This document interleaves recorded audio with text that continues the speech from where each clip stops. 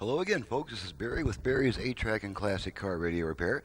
And today we're going to be demonstrating a completed conversion on this very popular 1966 Ford AM-8 track unit. It's been converted internally. It now has FM stereo capability and line inputs and all that cool stuff.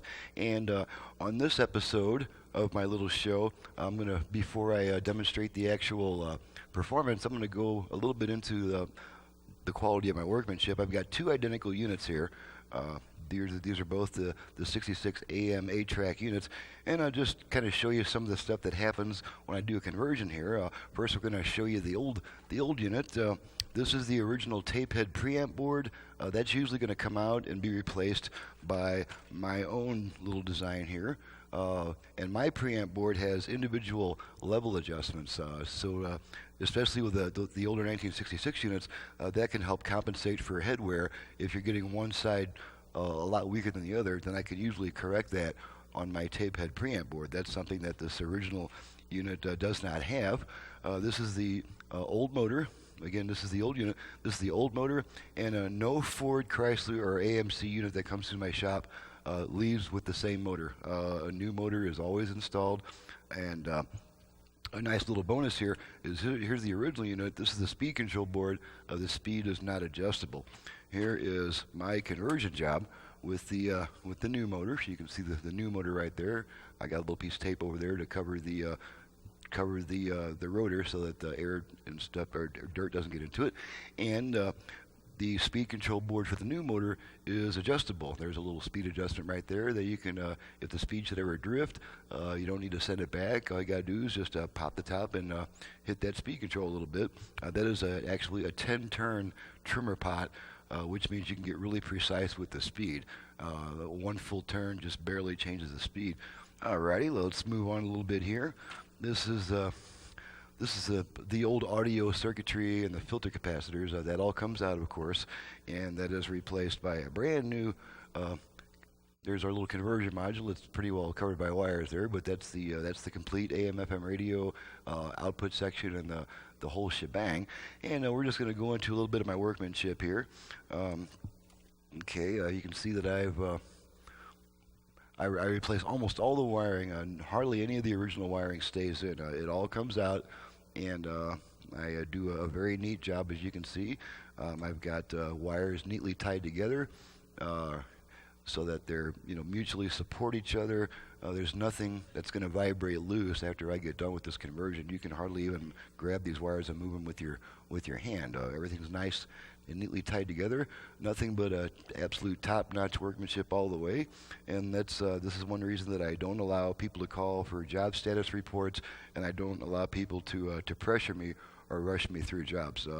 If anybody who does that, their job is immediately canceled, and I focus my talents on the rest of the jobs that the customers are not hassling me about. So that's just something that you're going to have to get used to when you do business with me. I don't care about car shows. My focus is to return a unit that you're never going to have to pull out again, and that you're going to be very satisfied with the results. If all you're worried about is making the car show, you're probably going to have to call another shop and deal with whatever workmanship comes out of that rush job there. Alrighty, here's just a few little more points here. This is the old AM radio board that comes out, of course, and that leaves a nice little space to install our RCA line inputs there. I will only install RCA jacks as a line input on the chassis. I will not install the 3.5 millimeter round jack because that's a very inferior type of connector.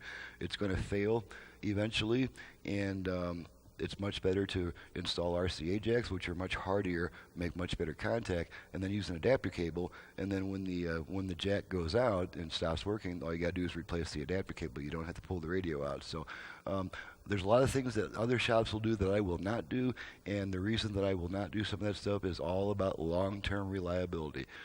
That is my number one focus. It's my only focus, and that's why both at my job now and at previous day jobs, for which you can find the actual performance reviews and documentation on my website, I have maintained a warranty rate at just over 0.5%. That means out of 150 units, one might come back, and that's a pretty doggone good warranty return rate. That is my primary focus. It's not that I'm such a great guy; it's that I don't want to see the job again once I get done with it. So, um, and it just happens to work out nicely that you also won't have to pull it again in the next several years. So just a little bit about my workmanship there, the quality that goes into your job, all the anything that carries the RF signals like your tuner and your antenna input, that's going to be shielded RG. I believe it's RG 174 shielded wire. It's not going to be just wire. It's going to be actual shielded wire. Your preamp's going to be adjustable. It's going to sound much better than the original, and you can see that the on this original unit here, this is not too uncommon, is the track change mechanism is kind of falling apart, and naturally that's all taken apart and repaired and cleaned off and nicely lubricated again using about the most expensive grease you can find. I use Dow Corning high vacuum grease. And this is about 40 bucks a tube, but it's the only grease I've found that does not harden with age, and maintains its low level of viscosity. So that's what I use. And again, nothing but the best in my shop, and that's why again that I don't let customers rush me or pressure me or threaten me or nothing like that. If you can't wait for the top-notch quality that I put out, then we'll just cancel the job and be done with it, and I'll just move on to the next one. So now that we've shown off some of my outstanding workmanship, which is heavily influenced by my 5 years as an avionics technician, doing work for NASA, Hawker Beechcraft, Cessna, any airline or aircraft manufacturer you can think of. Chances are I've repaired equipment for that company at my last job as an avionics technician. So let's go ahead and put the cover on this thing real quick, and we're going to hook it up, and we're going to run it through its paces, make sure everything works. Let's see, this unit's from Scott in Massachusetts, so that's traveling quite a ways before it gets back to the customer. So we'll just pop these covers on here, put the screws in, and if you'll just bear with me for a few minutes here, this will only take just a very short time to get this thing all put back together and get her tested and ready to ship back to the customer. And this gives you a chance to actually see the conversion work in action. Some customers might be interested in seeing the actual process. As you can see, this unit has got quite a bit of rust on the outside. This unit really did take quite a bit of extra work compared to a lot of other units. And that's because 1966 was the first year the 8-track was introduced. And it was introduced by Fords, and I believe the 8-track is something the customer had to special order. It didn't just come. I'm pretty sure the customer had to request it, which means that the 8-track section got plenty of use and thus has plenty of wear after all these years. So the 8-tracks in these 66 Ford units, they do often require quite a bit of work above and beyond what's normal and routine for a car stereo. All right, just okay, that no screws went there, so we won't worry about that.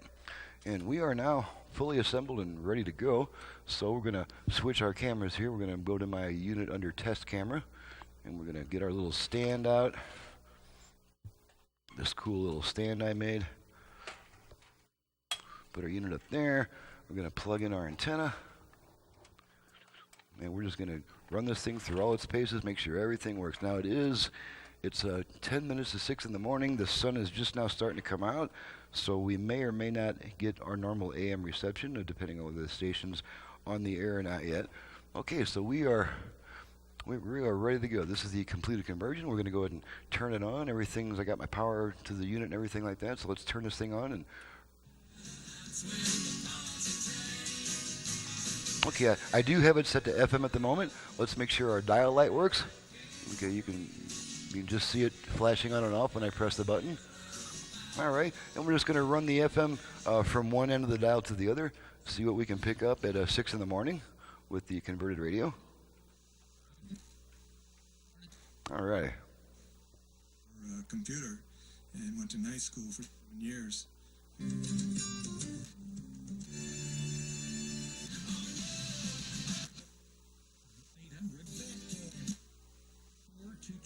Okay, that's 5 stations so far.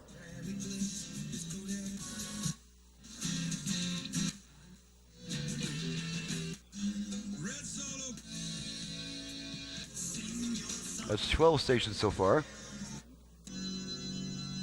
No pressure.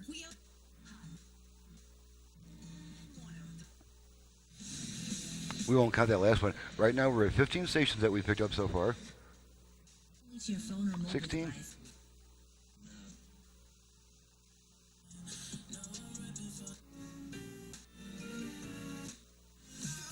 I think that's 20 stations so far. The one company's dream of very helpful. 25 FM stations. 26 FM stations in this little town of Prescott Valley, Arizona. Okay, now we're going to switch it to AM. And to do that on this model, we just turn it off and then turn it right back on within about half a second. So here we go. Off, on. And there's our AM. And we do have our strong station. And I think we get one more AM station around 1400.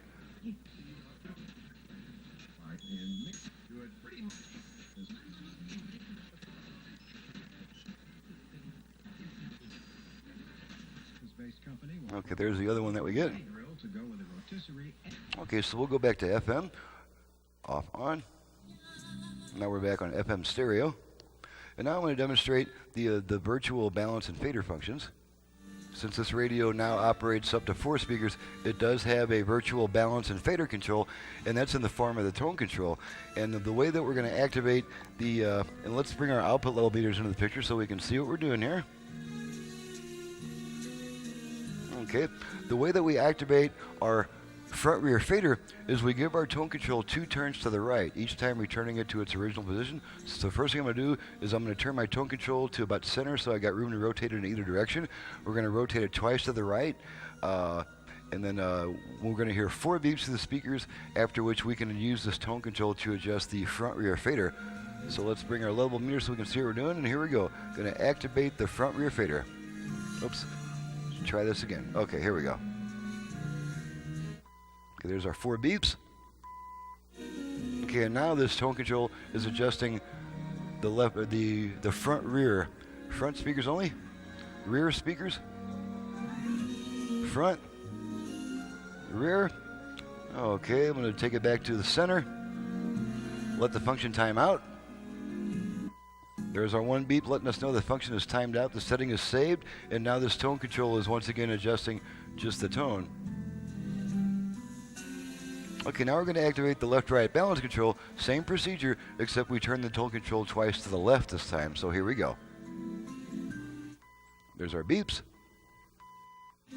Okay, and now we're adjusting the left-right balance with our tone control. Left, right. Okay, we take it back to center. I'm going to stop adjusting it, let it time out. And there we go. And now the tone control is once again just a tone control. All right, so we've demonstrated the FM reception, the AM, the virtual balance and fader. The only thing left to test is the 8-track function and the line input. So let's go ahead and pop an 8-track tape in here. Got a little Temptations on deck. And now that you see we don't need the level meters anymore, I guess. I'm just going to pop some Temptations in. Here we go.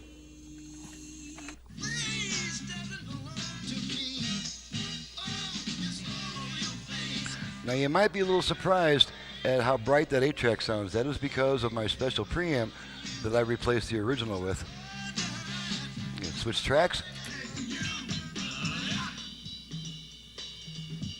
And this is why I make my claim that I can actually make the 8-track sound better than I did when it was new. Because we've got plenty of treble and brightness there. And that's with a worn head, nonetheless. Switch tracks.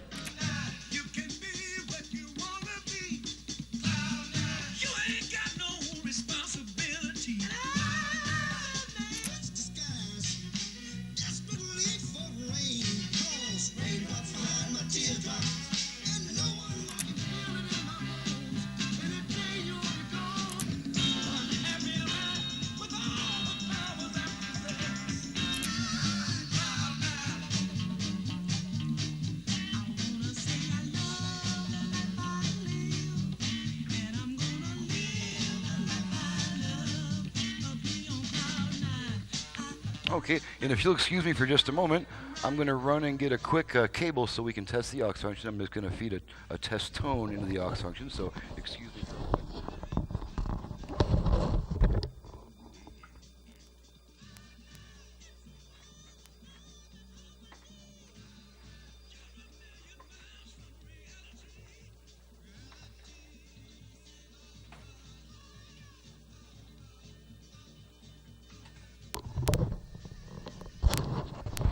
Okay, sorry about that. I meant to keep that cable close to the bench where I can get to it. So we're just going to plug this into my audio generator, and I'm just going to feed a quick tone into it and make sure it switches over from the radio to the aux input. Now, after using the 8-track function, the radio will come right back. Radio just came right back there. Now, after we use the aux function, it's going to be a 20-second delay before the radio comes back. That is because of a VOX circuit, VOX, voice-operated switch, which holds on to the aux signal a little bit longer than it needs to, and that's to keep the radio from constantly switching back and forth between songs or during quiet music passages. So first, let's go ahead and get this to a little bit more lively station.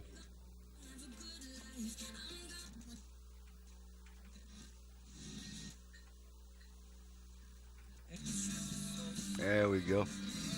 Okay, now as soon as I feed my aux signal into the aux input, it should switch over right away. Okay, and there's our aux signal coming in there on the right side. Let's bring our meters back into the picture for a moment here. Okay, what happened to our meters? There we go. Okay, right side aux input. Let's try the left side. And we can see that we've got our aux signal coming through the left also. So the radio will take 20 seconds before it comes back. If you don't like that delay, all you got to do is turn it off and turn it right back on, and then it'll cancel out that delay. And there I am. Hi, guys. Okay, let's focus back on our unit. About 5 more seconds, the radio should come back. And there's our radio. Alrighty. So that is a complete test of the entire conversion. There was no Bluetooth or USB requested on this job, so we have given this unit a complete test. Everything is working properly. She's ready to go back to the customer. And on that happy note, this is Barry with Barry's 8-track and classic car radio repair. If you have an 8-track either for home or for car in need of service, you can contact me directly at 928-533-9666. If you have a classic car AM radio or even an AM-FM radio that you would like to increase the output power by a wide margin and have modern electronics installed for absolute long-term reliability, you can contact me for that reason also. I also install Bluetooth, USB reader, line input, 4-channel line outputs, and also a subwoofer output if requested for a nominal extra charge. So, on those happy notes, thank you very much for watching and listening, and we'll see you next time. Having fun, driving my classic ride. Got a Mustang, buddy, it's a 69, but she ain't sounding so fine. Driving this car, I can't hear the guitar, and all my tapes run slow too. Radio smoking, 8-track deck's broken. What can I do? Send it to 8-track repair center. 8-track repair center. 8-track repair center.com. Hi, babe.